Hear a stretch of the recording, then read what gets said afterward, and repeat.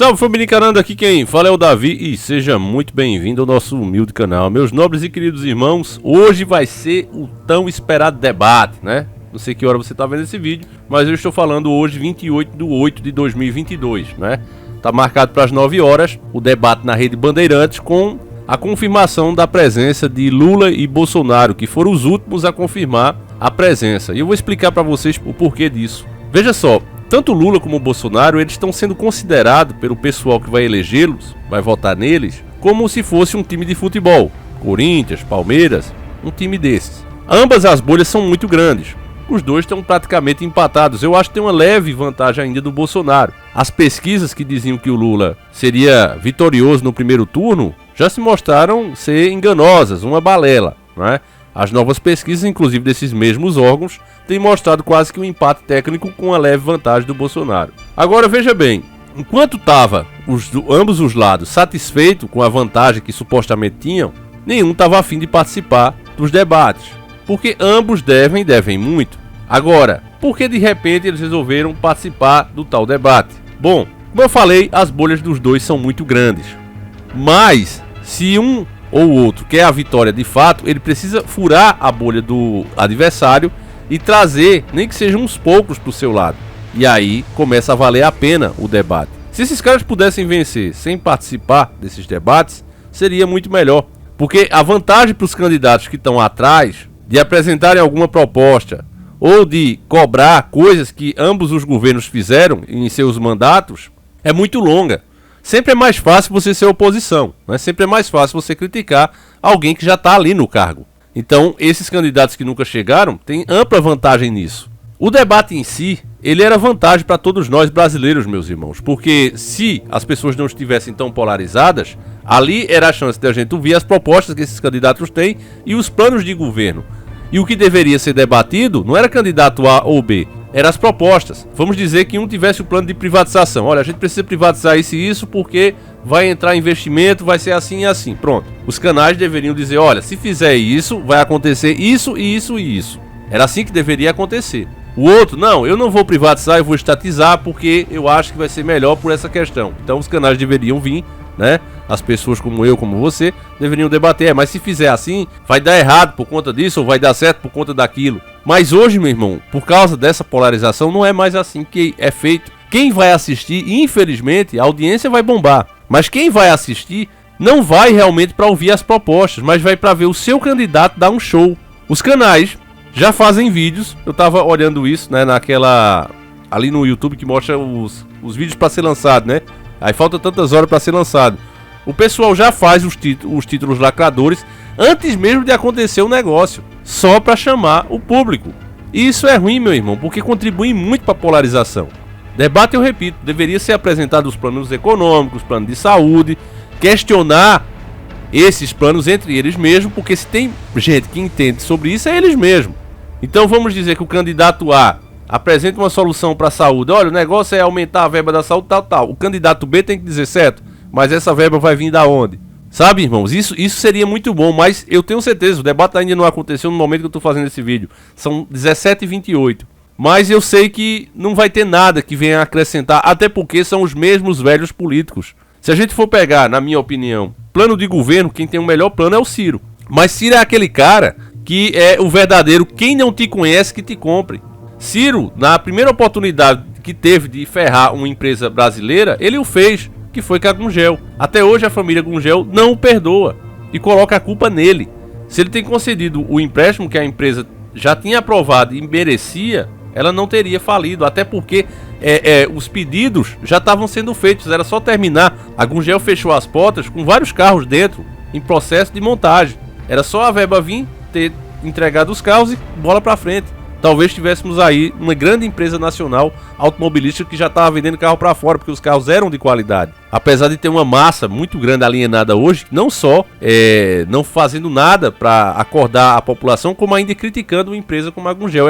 É ódio à própria pátria. Então o Ciro é esse cara. Se ele fosse um político novo, né, chegando agora, aí dava até para acreditar. Agora, uma coisa é dele prometer e outra coisa é ele fazer, meu irmão. O cara fazia parte do Fórum de São Paulo, né?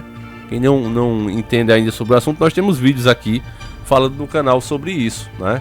Então, meus irmãos, é uma situação difícil. Porque a gente vai ver ali, né, dois times de futebol literalmente tentando conquistar a torcida do outro, que no caso é Lula e Bolsonaro. Hoje, na cabeça do povo, são só esses dois candidatos, não existe um terceiro. Até mesmo alguns youtubers que têm entrado de gaiato aqui que são famosos, né, tem mais de 1 milhão, 2 milhões de inscritos, têm falado isso em seus canais, eu tenho observado aqui, não vou citar nomes, mas os caras dizendo isso, olha cara, acorda, só tem 2 opções. E o pessoal tem realmente ficado com muito medo, né, dessa questão do Lula, de querer regularizar as mídias sociais. Você não vai poder mais criticar no caso de uma eleição de Lula, isso está bem claro, né?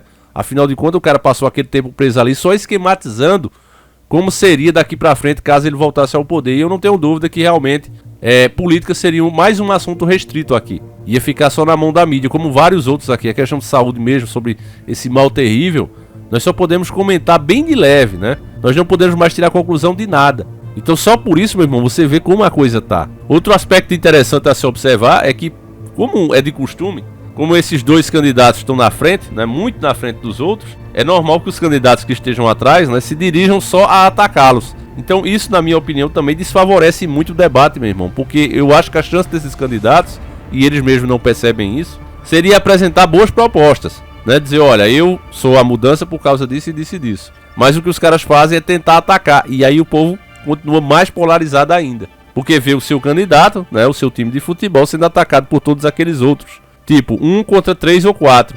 Mais um ponto que vale a gente entender sobre a participação de Lula e Bolsonaro, porque eles vão, né? Tipo assim, se juntar com quem tá lá atrás, é justamente por essa questão da bolha, família. Porque se você pegar, por exemplo, o público da Jovem Panos, Pano nos Is, você vê que é um público muito grande. Cada vídeo que os caras postam dá 200, 300, 600 mil, 1 milhão, dá muita audiência. Agora, quem vai votar em Lula não assiste aquilo. Da mesma forma, quem vai votar no Bolsonaro jamais vai assistir uma TV 247. E aí, percebendo isso, como ambos querem a eleição, precisam de conquistar mais pessoas, eles vão arriscar e vão pro debate. Com certeza, muitas regras foram criadas ali, né? Por debaixo dos panos. Você também não espera que haja alguma discussão mais acalorada. Eu não acredito que aconteça. Acho difícil, porque muitos acordos ali foram feitos. Qualquer coisa ali, com certeza, um mediador, né? O cara que fica ali, o jornalista, deve cortar o microfone de algum que queira se estabanar um pouco mais. Então, meus irmãos, é isso que a gente chegou hoje. É muito ruim isso, saber que a população vai assistir aquilo ali para ver o seu candidato, né, dar uma lacrada ao invés de ouvir as propostas, para ver qual é o que é o menos ruim. O pessoal vai literalmente para isso, para ver o seu candidato lacrar, e o lacrador já vai pronto com as suas lacrações, né? Porque plano de governo mesmo, a situação é péssima, né? Pelo menos na questão econômica, o próprio Lula disse que não ia mexer, né, nessas coisas grandes, como a autonomia do Banco Central, por exemplo, os juros abusivos que os bancos cobram aqui, o cara tá dentro de tudo isso. Então só por isso aí, meu irmão, você vê que é tudo farinha do mesmo saco, né? As questões que poderiam realmente fazer a diferença, os caras não vão mexer. Muda detalhes, né? Detalhes, às vezes, de comportamento, de ideologias, mas no que mexe no teu bolso, né, não vai mexer em nada. E o pior, meus irmãos, é que o povo tá esquecendo que 2023 é um ano do vamos ver. É o primeiro ano de governo de qualquer um que seja eleito, ou seja, ele sabe que tem mais 3 anos pela frente, não precisa mais tomar medida para agradar o povo e vai ter a conta para pagar. Que conta, Davi? Essa gasolina que está sendo subsidiada pelo governo, o que faz o combustível ser caro no Brasil, que é o PPI, não foi mudado, o governo continua subsidiando o combustível, pedindo a Deus e torcendo para que a treta lá com aqueles dois países acabe, para que o combustível, o barril de petróleo internacional abaixe. Do contrário, nós teremos gasolina aí e diesel a 13 ou 14 reais, vocês podem esperar por isso. Outra coisa, esse Auxílio Brasilzinho aí de 600 reais não tem condição. Você vê que o próprio Bolsonaro, veja, não teve nenhuma mágica, nós não enricamos de uma hora para outra.